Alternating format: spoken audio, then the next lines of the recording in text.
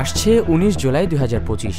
বাংলাদেশ জামায়াতে ইসলামীর জাতীয় সমাবেশ সফল করার লক্ষ্যে প্রচার মিছিল করেন বাংলাদেশ জামায়াতে ইসলামী দক্ষিণ সিটির পল্টন, রমনা, শাহবাগ জোনের সমর্থকেরা।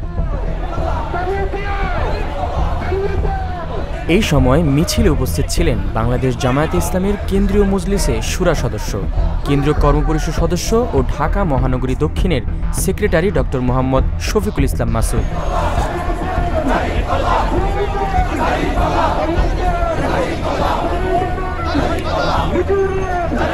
মিছিলে নেতাকর্মীরা তাদের দলীয় প্রতীক দাড়িপাল্লা নিয়ে প্রচার মিছিল এবং সাধারণ মানুষের মাঝে লিফলেট বিতরণ করেন।